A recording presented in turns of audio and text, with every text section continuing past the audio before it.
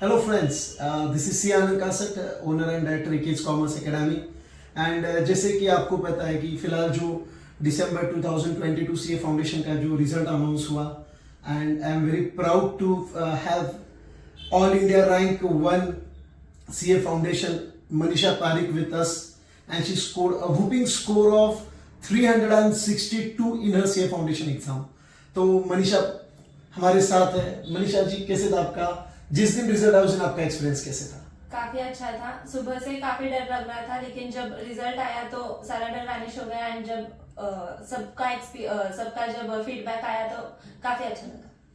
जैसे कि आपको पता है कि डेफिनेटली आपने जो मेहनत की है वो तो हमने एक्चुअल में क्लास में देखा हुआ है, बट जो भी मेहनत आप करते हो उसके पीछे एक क्रूशियल रोल होता है, वो आपके पेरेंट्स का होता है। तो जिस दिन रिजल्ट आया एंड जब आपने अपने पेरेंट्स को रिजल्ट कम्युनिकेट किया तो उनकी खुशी कैसी थी, उनकी रिएक्शन कैसी थी? उनकी भी बहुत अच्छी थी। मम्मी यहाँ घर पे नहीं थी, लेकिन जब पापा को बताया तब उनका आवाज सुन के बहुत समझ में आ गया कि उन्हें भी काफी अच्छा लगा है। एंड प्राउड फील कर रहे हैं वो भी, जब सब लोगों के फोन आ रहे हैं, उन्हें कॉन्ग्रेचुलेट किया जा रहा है, तो काफी अच्छा रहा है उनका भी एक्सपीरियंस। क्या बात है। एंड जैसे कि आपको पता है कि 1-2 दिन के बाद हमें क्लियर हो चुका था कि आपका जो 362 स्कोर है वो डेफिनेटली इंडिया में नंबर 1 पे है। तो आपको जब वो पता चला कि आपने 17 में रह के ऑल इंडिया रैंक को अचीव किया है, सो तब आपकी फीलिंग क्या थी?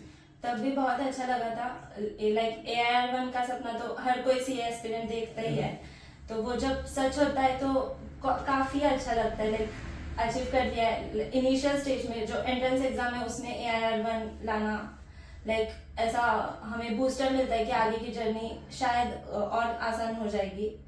क्या बात है, क्या बात है। आपने अगर देखा तो जो भी 4 सब्जेक्ट है उसमें अगर आप मैथमेटिक्स की बात करेंगे तो मैथमेटिक्स को सब्जेक्ट से लेकर बहुत सारे स्टूडेंट डरते हैं, राइट? तो मैथमेटिक्स से लेकर आपका एक्सपीरियंस कैसे था? मेरा मैथमेटिक्स के साथ एक्सपीरियंस हमेशा से अच्छा रहा है। लाइक मुझे वो पसंद है काफी सब्जेक्ट, लेकिन जो सीए फाउंडेशन की जर्नी रही है उसमें मैथ्स का पूरा क्रेडिट अभिलाषा मैम को ही जाता है, क्योंकि उनकी जो मेहनत थी, उनका डेडिकेशन देख के हमें और मेहनत करने की प्रेरणा मिलती थी। और वो जो उन्होंने नॉन मैथ स्टूडेंट के लिए वर्कशॉप कंडक्ट किया था स्टार्टिंग के 15 डेज को, उनके बेसिक्स क्लियर करने के लिए, एंड फिर जिस तरीके से उन्होंने प्रैक्टिस करवाई है हर एक सम की, मॉड्यूल के सारे क्वेश्चंस, एंड जो क्लास की तरफ से नोट्स भी प्रोवाइड किए गए थे, उन दोनों के हमें मिनिमम तो 2 बार क्लास में ही सॉल्व हो गए थे।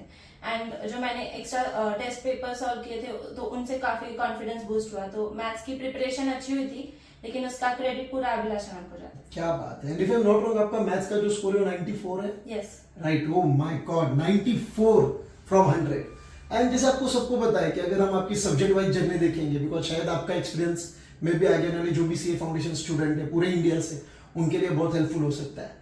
एंड जनरली हमने देखा है कि 11th-12th में जो अकाउंट सब्जेक्ट होता है वो बच्चों को बहुत अच्छा लगता है, फेवरेट लगता है, बिकॉज जनरली कॉलेज में 90-95 या फिर 12th के बोर्ड्स में भी 98-95 आ जाते हैं।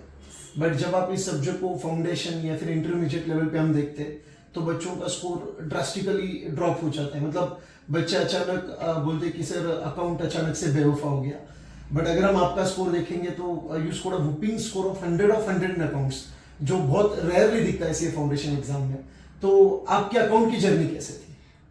अकाउंट की तो सबसे बेस्ट थी। लाइक आई कैन प्राउडली से कि कॉमर्स के हर स्टूडेंट का फेवरेट सब्जेक्ट अकाउंट होता ही है। राइट।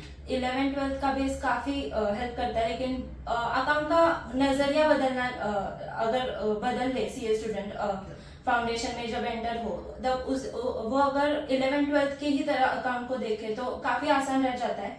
क्योंकि बेसिक्स वही है, जर्नल एंट्री लेजर वही है, हमें वही करना है, लेकिन कॉन्सेप्ट एडवांस होते हैं। तो सिर्फ वो जब अगर कॉन्सेप्चुअली क्लियर हो गए हैं आप, और अकाउंट की बेसिकली प्रैक्टिस करना जरूरी है, आप सिर्फ देख के नहीं समझ सकते हो। Right. तो हर एक क्वेश्चन मैंने प्रैक्टिस किया है। मॉड्यूल ही मेरा आई गेस 3-4 बार तो मिनिमम सॉल्व हुआ ही है। Great.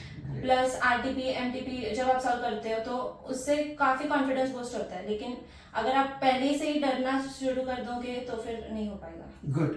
तो क्या ये जो आपका अकाउंट का स्कोर 100 है, इसमें आपका 11th और 12th का जो नॉलेज था मैटर करता है? बेसिक्स कितना मैटर करता है? ऑफ कोर्स करता है। लाइक हमें पहले 10th तक नहीं होता है अकाउंट का इंट्रोडक्शन ही 11th में होता है, तो इसीलिए उसका जब आप बेसिक से क्लियर करवा के आगे चलते हो तो वो काफी हेल्प करता है, क्योंकि जर्नल एंट्री लेजर अगर आपके वो कॉन्सेप्ट क्लियर है कि हमें कौन सा अकाउंट डेबिट क्रेडिट करना है, तो it's all about that in accounts. Great. What about your class session? जो भी सेशन क्लास में कंडक्ट हुए थे उसका रोल कैसे था?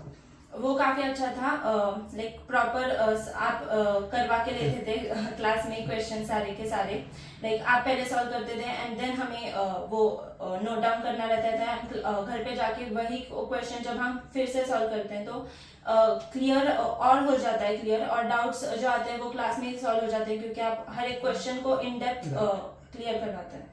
तो इम्पोर्टेंट है कि क्लास में अगर हम कोई भी सम कंडक्ट करते हैं तो उसकी कॉन्सेप्चुअल क्लैरिटी होना, यस, एंड मोर इम्पोर्टेंटली उसको वापस आपको घर पे जाके देखना ही है, यस, ताकि अगर कोई भी डाउट छूटता है तो वो पेपर में तकलीफ हाँ, राइट। चलो ठीक है, अकाउंट मैथमेटिक्स ये तो हमने बेसिकली 12th से देखा हुआ है, 11 में भी कुछ हद तक मैथमेटिक्स आपने देखा हुआ था, बट अगर हम एक सब्जेक्ट की बात करेंगे और डेफिनेटली उस सब्जेक्ट ने इस एग्जाम में सबको ज्यादा तकलीफ दिया, and that is mercantile law, right. तो लॉ की जो आपकी जर्नी है, if I am not wrong, आपने लॉ में 76 स्कोर किया है, सही है, एंड इस एग्जाम में अगर हम देखेंगे तो काफी सारे स्टूडेंट लॉ से परेशान थे। सो लॉ के बारे में आपका कैसा एक्सपीरियंस है?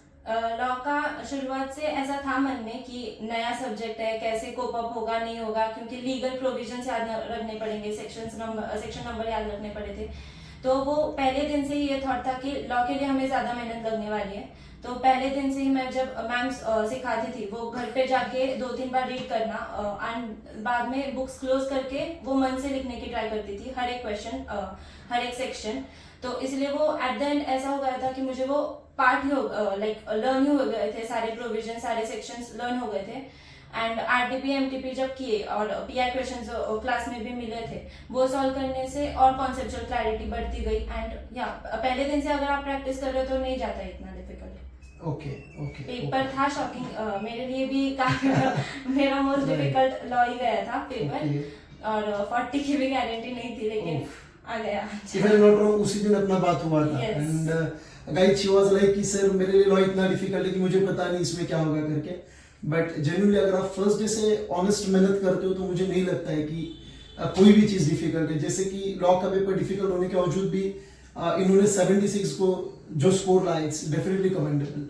एंड ऑब्वियसली इकोनॉमिक्स 11th-12th में जब आप पढ़ते हो तो आप उसको थोड़ा सा थ्योरेटिकली पढ़ते हो, एंड आपको जो 11th-12th में तो थोड़ा सा डिस्क्रिप्टिव टाइप में आंसर्स लिखना है, but whereas you know foundation exam is considered जिसमें मैनेजमेंट रहो, राइट, मतलब हम जिसको बिजनेस एंड कमर्शियल नॉलेज बोलते हैं, या फिर इकोनॉमिक्स रहो, तो आपको उसके एमसीक्यू क्वेश्चंस आते हैं, एंड एमसीक्यू क्वेश्चंस के लिए ऑब्वियसली कॉन्सेप्ट्स के साथ तो आपको आगे बढ़ना ही है। तो जो अपने इकोनॉमिक्स का स्कोर 92 लाया है, राइट, इसका एक्सपीरियंस आप कैसे बताओगे? इको का सीए फाउंडेशन में एडवांटेज ये है कि हमें एमसीक्यू करना है, डिस्क्रिप्टिव नहीं है। Okay. तो अगर आप कॉन्सेप्चुअली क्लियर हो तो आपके लिए बहुत ज्यादा आसान हो जाता है, एंड इंस्टीट्यूट रिपीट करती है क्वेश्चंस। लाइक मैंने जो मॉक टेस्ट काफी सारे सॉल्व किए, मैंने मैथ्स और इको दोनों के मॉक टेस्ट नियरली 30+ तो हुए ही है।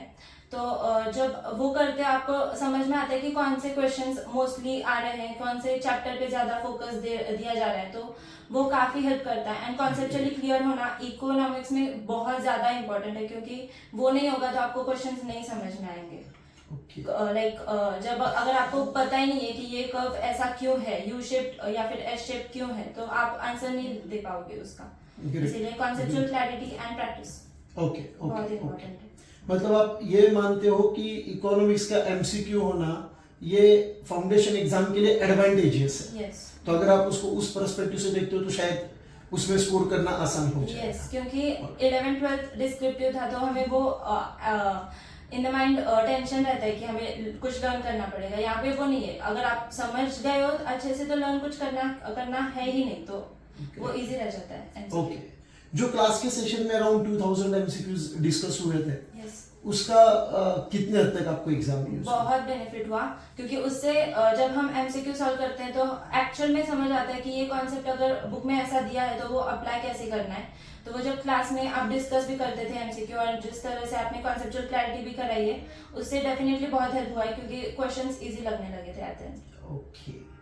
अभी देखो सब्जेक्ट के बारे में तो बात हो गई, बट जब हम रिसोर्सेज की बात करते हैं, जैसे आपने जो स्कोर लाया 362, आपके पास भी दिन में 24 आवर्स थे, आपके साथ बैठे हुए जो लोग थे उनके पास भी दिन में 24 आवर्स थे, डेफिनेटली बाकी लोगों का भी स्कोर अच्छा है, बट आपने जो एक्स्ट्रा स्कोर लाया है इसके पीछे आपके पास जो रिसोर्सेस अवेलेबल थे उसको आपने कैसे यूटिलाइज किया?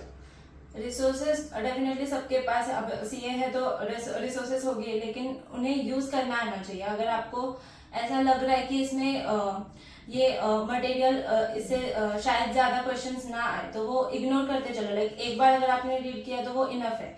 एंड जिससे अगर आपको लाइक आप पेपर सॉल्व करते हो तो आपको पता चलता है कि कौन से सिलेबस से ज्यादा इंस्टीट्यूट क्वेश्चन पूछ रही है, तो आप उस हिसाब से आपकी प्रिपरेशन कर सकते हो। रिसोर्सेज अगर आपको ये पता है कि इस सब्जेक्ट में मैं लैक कर रही हूँ तो उस पर आप ज्यादा डेवलप कर सकते हो। एंड यही है कि रिसोर्सेज का पूरा फायदा उठाना चाहिए। अब अकाउंट्स के तो मॉड्यूल के ही क्वेश्चंस रिपीट होते हैं मोस्टली, हमारे पेपर में भी मॉड्यूल के ही क्वेश्चंस आए थे, तो आप मॉड्यूल ही कर लोगे तो वो मोर देन इनफ है। सो रिसोर्सेज पे तो ध्यान, कमांड होना ही चाहिए, उस पर कमांड आ गया एक बार तो फिर आप दूसरे कुछ सॉल्व करने का देखो, लेकिन पहले इंस्टीट्यूट के मॉड्यूल को प्रेफरेंस। अच्छा, and what about time resource, जो भी टाइम आपके हाथ में था उसको आपने कैसे यूटिलाइज किया था?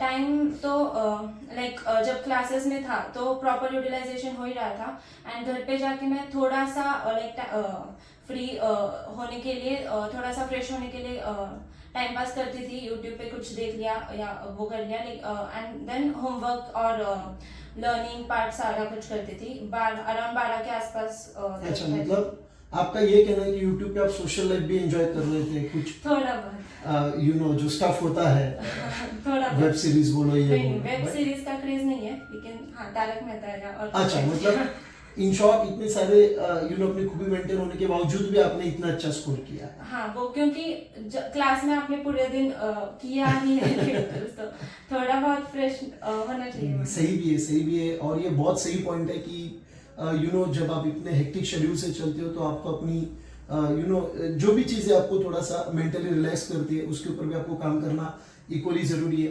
एंड जैसे कि आप सबको बताएं कि सीए फाउंडेशन में आते हो बच्चे थोड़ा सा रिलक्टेंट हो जाते हैं कि सीए कोर्स बहुत डिफिकल्ट है, बट सीए फाउंडेशन में आपने जो स्कोर लाया है एंड यू नो अगर आप अपने 10th की स्कोर को कंपेयर करते हो तो आप आगे वाले स्टूडेंट को क्या मैसेज देना चाहेंगे? यही है कि सीए ऑब्वियसली डिफिकल्ट नहीं कहूंगी, चैलेंजिंग है, क्योंकि यहाँ पे 11th-12th में बहुत ही मतलब ऐसा है कि ये अगर कॉन्सेप्ट है तो इसी पे क्वेश्चंस आना है, लाइक वो शॉर्ट नोट के फॉर्म में हो या एमसीक्यू के फॉर्म में हो, लाइक रेडीमेड मटेरियल है। लेकिन सीए में ऐसा नहीं है, वो घुमा के कौन से भी क्वेश्चंस पूछ सकते हैं। तो सीए में कॉन्सेप्चुअल क्लैरिटी होना काफी इंपॉर्टेंट है। लाइक मैंने भी जब एंटर किया था मन में डर था कि कर पाऊंगी नहीं कर पाऊंगी, और तब भी मैंने आपसे भी बात किया था कि फेलियर का डर लग रहा है, लेकिन तब आपने एक बात कही थी कि फेल हो भी जाओगी तो क्या, लाइक लाइफ एंड नहीं होने वाली है। And CA is a part of life, not your life, जो आप हमेशा रिपीट करते हो। तो वो दिमाग में बैक ऑफ द माइंड वो चल रहा था कि ठीक है मेहनत पूरी करनी है, जो रिजल्ट आएगा फिर वो मेहनत का तो फल मिलेगा ही फिर। मतलब ये चीज सीरियसली कमेंडेबल है फ्रॉम एटीट्यूड ऑफ कि सर मैं पास हो सकती हूँ क्या से लेकर all India rank 1। And to be very honest आपका जो जर्नी है वो आपसे ज्यादा हमारे लिए मोटिवेटिंग है कि जब ऐसे सिटीज में से आप बाहर होकर ऑल इंडिया रैंक 1 लेके आते हो तो एकेडमिकली वो बहुत बड़ा प्राउडफुल मोमेंट है। Thank you so much for that. And आपने एक सुना होगा कि यू नो स्मॉल हैबिट्स जो भी आप अपने आप में इंकलकेट करते हो शायद उससे भी एक बहुत बड़ा चेंज आता है। तो ऐसी कौन सी चीजें थी कि जो पोस्ट 12th आपने अपने हैबिट्स में इंकलकेट की या फिर अपने रूटीन में चेंज लाया? छोटी छोटी चीजें। Positive attitude first of all बहुत इंपॉर्टेंट है। अगर आप सोच ही रहे हो कि आपसे नहीं हो पाएगा, वो नहीं हो पाएगा at the end. So positive रहना, कंसिस्टेंटली मेहनत लेना, क्योंकि अगर आपने एक दिन बहुत ज्यादा पढ़ लिया तो दूसरे दिन आप शायद उतना ना पढ़ पाओ, तो वो डिस्करेजमेंट हो जाता है। लेकिन आप रोज अगर क्लास में तो ऑब्वियसली सुबह से शाम तक कर ही रहे हो मेहनत, तो शाम को अगर आप वो सारा कुछ रिवाइज कर पाते हो 5-6 घंटे अगर आप रोज स्टार्टिंग से दे रहे हो तो वो हेल्प करता है। क्योंकि अगर आप ये सोचोगे कि एट द एंड सारा कुछ रिवाइज हो जाएगा, 12-12 घंटे हो जाएगा, तो वो नहीं हो पाता है। वो प्रोसेस है, 5-6 घंटे स्टार्टिंग को करके ही आप एट द एंड 12 घंटा शायद आउटपुट दे पाओगे। अच्छा, मतलब कंसिस्टेंटली होना ज्यादा जरूरी है। Instead of studying 12 hours a day आप रोज अगर 6 घंटा पढ़ते हो तो शायद वो थोड़ा ज्यादा इफेक्टिव है। राइट, क्या बात है। एंड अगर हम लास्ट क्वेश्चन पूछना चाहेंगे कि ये सारे सक्सेस में आपके साथ almost 54 students first attempt clear हुए अपने एकेडमी से with a success rate of 64% almost. तो क्लास का एनवायरनमेंट आपके लिए कितना मैटर किया ये सारी चीजों में? वो तो सबसे ज्यादा हाथ उसी का था, क्योंकि आप पूरे दिन यहाँ पे हो, तो यहाँ पे जो एनवायरनमेंट है वो बहुत मैटर करेगा। जो लाइक ब्रेक्स थे बीच में, हर लेक्चर के जो थोड़ी बहुत ब्रेक्स में, उसमें आप पढ़ ही रहे हो तो फिर ब्रेक का फायदा नहीं है। दोस्तों से बात कर ली, फ्रेश हो गया, बाहर क्या चल रहा है वो पता चल गया, तो उससे फ्रेश आता है। एंड आगे जो लेक्चर्स हैं उनके लिए आप मेंटली प्रिपेयर हो जाते हो। प्लस अगर आप कभी कॉन्फिडेंस लूज कर रहे हो तो आपने अपने फैकल्टी से बात कर ली, तो वो बहुत हेल्प करता है। लेकिन मुझे याद है मैं हमेशा ही आपके पास आती थी कि सर डर लग रहा है, तो आप अच्छे से गाइड कर पाते हो। सो फिजिकल क्लासेस का बहुत अहम हिस्सा है। ज्यादा हिस्सा है। ऑलराइट। इसके अलावा आगे आने वाले स्टूडेंट को आप कोई अगर मैसेज देना चाहते हो तो? यही है कि मेहनत में मत कतराओ। लाइक आप अगर मेहनत कर रहे हो तो वन डे आपको श्योरली रिजल्ट मिलना ही है। लाइक कृष्णा जी भी कहते हैं कि कर्म करते जाओ, फल की चिंता मत करो। तो मेहनत करो, रिजल्ट इंस्टीट्यूट के हाथ में है, तो वो हो जाएगा। क्या बात है। Thank you so much. So I hope इनकी जो जर्नी थी, इसका जो एक्सपीरियंस था, वो आप सब लोगों को डेफिनेटली एक नई मोटिवेशन देगा। एंड डेफिनेटली ये जो सक्सेस है 362 स्कोर का, जो ऑलमोस्ट पूरे इंडिया में रैंक 1 पे आ रहा है, तो इसमें अगर हम मानेंगे तो सबसे बड़ा क्रेडिट डेफिनेटली हमारे स्टूडेंट और पेरेंट्स का है, जिन्होंने डेफिनेटली हमारे ऊपर ट्रस्ट रख के काम किया। एंड देन हमारी पूरी टीम, मैं, Nisha ma'am, Abhilasha ma'am, Gauri ma'am, right, Komal ma'am, and definitely इनके बिना ये सक्सेस पॉसिबल नहीं था। Big thanks to Bhatia miss as well. And Manisha ji, thank you, आप आए यहाँ पे, मुझे बताया कि आपने इंटरमीडिएट की प्रिपरेशन हालांकि हमारे ही बैच में स्टार्ट की है। एंड जैसे कल ही मैंने बैच में बोला था कि अब आपको 10 मिनट भी कॉम्प्रोमाइज नहीं करने हैं, एंड उसमें से आप 1 घंटा निकाल के ले। Thank you so much everyone, thank you so much.